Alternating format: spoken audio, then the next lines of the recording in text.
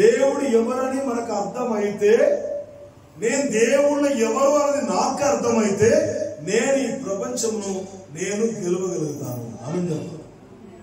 దావీదు గెలిచినవాడు. సపోజ్ నీ భర్తతో ఓడిపోయినావా, బాధపడకు. నీ భార్యతో ఓడిపోయినావా, బాధపడకు. నీ పిల్లలకు చక్కగా పెంచు, నీ పిల్లలు గెలుస్తారు. నా డాడీ ఓడిపోయాడు, నేను గెలిచిన. అర్థం చేయాలి. ఈ దినం చూడడానికి నా డాడీ ఆ రోజు ఆశపడ్డాడు, కానీ ఆశపడ్డాను చూడలేక నా డాడీ అనుకున్న దానికంటే వెదిగాను, అందరూ వెదిగాను. కానీ సమస్తమును పక్కన పెట్టి నేను సేవ చేయడానికి వచ్చాను. ఆమేన్. నువ్వు ఒక కవిత లాంటి వాడు. నిన్ను నువ్వు కవితలాగా ఎప్పుడు చూస్తావో అప్పుడు అందరికి నువ్వు అందమైన వాడిగా కనబడదు. ఆమేన్ చెప్పాలా? చూడండి, కొత్త నిబంధన వచ్చిన ముగ్గురు గురించి మాట్లాడు.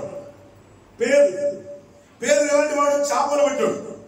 ఆఫ్టర్ ఒక చేపలు పడి జాగరు మన లెక్కలు చేస్తే చేపలు లాంటి చేపలు పడి ఒక పేదలు, చదువు కలిగిన మంచి జ్ఞానం కలిగిన యూదులకు సువార్త చెప్పే ఒక అద్భుతమైన అపోస్తలుడిగా పిలువబడ్డాడు. ఆమేన్. పేదలు లాంటి వాడు ఒకటి ఇంకా పుట్టలే, ఎవరు లేరు. పేదలు మాత్రమే. ఆయనలాగా ఇంకోటి పుట్టలే.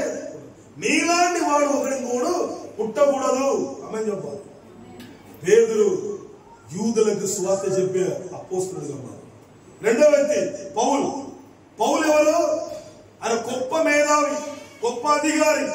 కానీ ఆయన చదువు అవసరమే లేదని చెప్పి అన్యులకు సువార్త చెప్పడానికి అపోస్తలుడిగా పిలువబడ్డాడు. చదువు లేని వాడును తీసుకొచ్చి చదువు కలిగిన వారికి సువార్త చెప్పాడు పేదలు.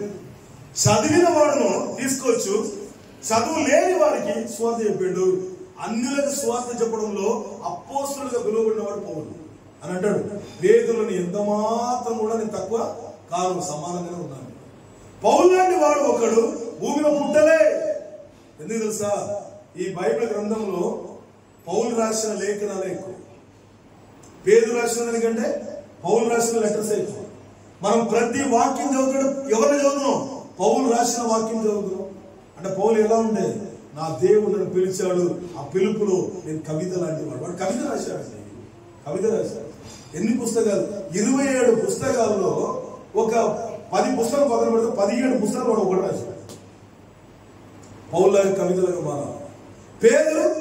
పేదల మీద సంఘం కట్టబడ్డాడు.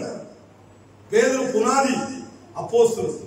ఆయన ఉపదేశం కొత్త సంఘానికి, కొత్త నిబంధన సంఘానికి పునాది వేయబడ్డాడు.